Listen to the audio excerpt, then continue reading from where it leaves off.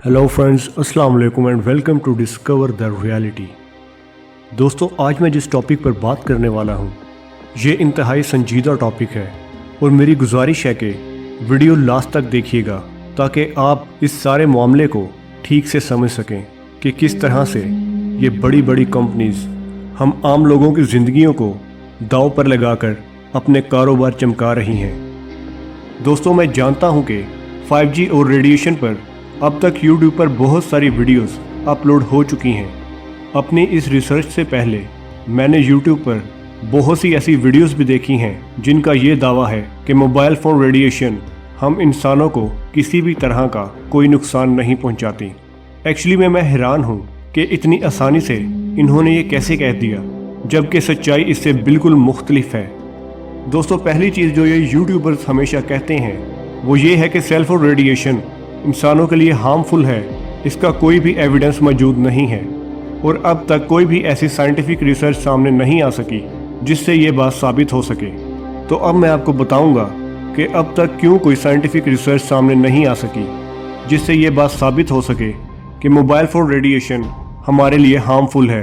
दोस्तों, ये बात है 1995 की, जब यूनिवर्सिटी ऑफ वाशिंगटन के साइंटिस्ट प्रोफेसर हेनरी लाई एक रेडिएशन के ऊपर स्टडी कर रहे थे जिसे नॉन आयोनाइजिंग रेडिएशन कहा जाता है। स्टडी के दौरान उन्होंने चूहों के ऊपर इस नॉन आयोनाइजिंग रेडिएशन को बिल्कुल उतनी ही अमाउंट में टेस्ट किया जितनी अमाउंट में हमारी गवर्नमेंट इंसानों के लिए सेफ बताती है। इस एक्सपेरिमेंट से ये पता चला कि इस रेडिएशन से चूहों के दिमाग में मौजूद सेल्स के DNA डैमेज हुए हैं। और अगर आपको मेरी बातों पर यकीन नहीं है तो प्रोफेसर हेनरी की इस रिसर्च के पेपर्स यूनाइटेड स्टेट्स की एक ऑफिशियल गवर्नमेंट वेबसाइट पर अपलोडेड हैं।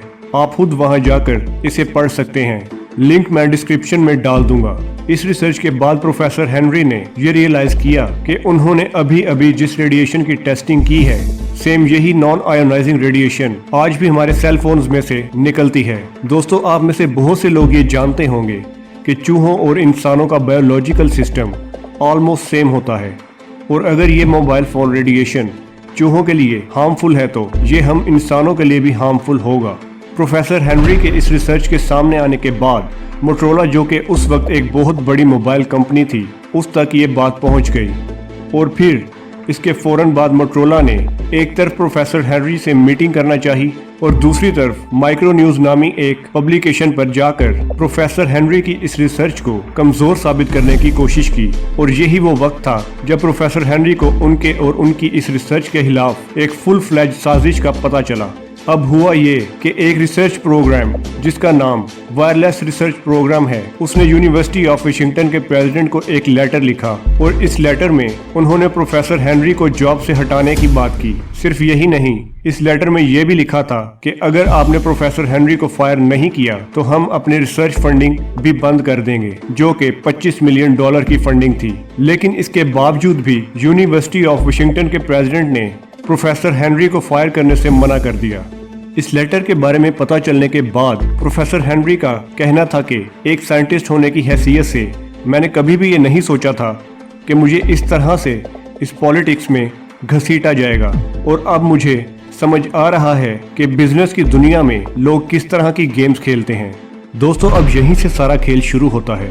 आपको ये सुनकर हैरानगी होगी कि जब भी कोई साइंटिस्ट अपनी रिसर्च के थ्रू इस मोबाइल फोन रेडिएशन को पब्लिक के लिए हार्मफुल साबित कर देता है, तब ये बड़ी बड़ी मोबाइल फोन और टेलीकॉम कंपनीज अपने खुद के फंड किए हुए लोगों को उनके खिलाफ खड़ा कर देते हैं और इन कंपनीज के लोग अपनी ही लैब में किए हुए रिसर्चेस के थ्रू उस साइंटिस्ट को गलत साबित कर देते हैं जिन्होंने इनके रेडिएशन को हार्मफुल साबित किया होता है, ताकि उस साइंटिस्ट की पूरी रिसर्च सिर्फ मीडिया पर एक डिबेट बनकर रह जाए और पब्लिक तक एक क्लियर कट मैसेज ना पहुंच पाए।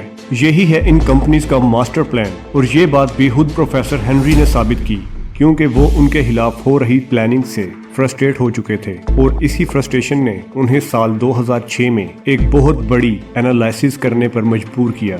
और इस एनालिसिस में बेसिकली उन्होंने किया क्या, ये मैं आपको बताता हूँ।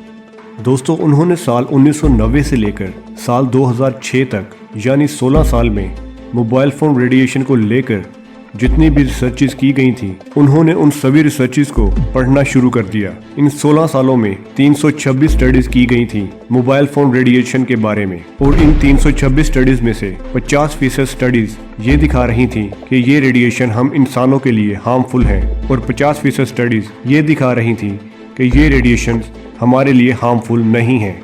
अब इस 50-50 की वजह से कोई भी रिजल्ट नहीं मिल पा रहा था। इसलिए प्रोफेसर हेनरी ने किया ये कि उन्होंने 326 स्टडीज को 2 हिस्सों में बांटा। एक हिस्से में वो स्टडीज जिन्हें वायरलेस और मोबाइल फोन कंपनीज ने अपनी खुद की फंडिंग से करवाया था, और दूसरे हिस्से में वो स्टडीज जिन्हें इंडिपेंडेंट साइंटिस्ट ने खुद से किया था। और अब जो रिजल्ट निकला वो चौंका देने वाला था। पता ये चला कि इंडिपेंडेंट साइंटिस्ट के थ्रू की गई रिसर्च में 70% ऐसी स्टडीज मौजूद हैं जिनसे यह साबित होता है कि सेल फोन रेडिएशन हम इंसानों के लिए हार्मफुल हैं, और इनकी वजह से ह्यूमन डीएनए डैमेज हो सकता है। जबकि वायरलेस और मोबाइल फोन कंपनीज के थ्रू की गई रिसर्च में 30% रिसर्चेज ऐसी थीं जिनमें मोबाइल फोन रेडिएशन को हार्मफुल बताया गया था। और इसी रिसर्च से ये साबित हो गया कि मोबाइल फोन और टेलीकॉम कंपनीज जानबूझकर खुद से फेक इंटरनल स्टडीज करवाकर आम पब्लिक को मिसलीड करती हैं कि सेल फोन रेडिएशन हमारे लिए सेफ है।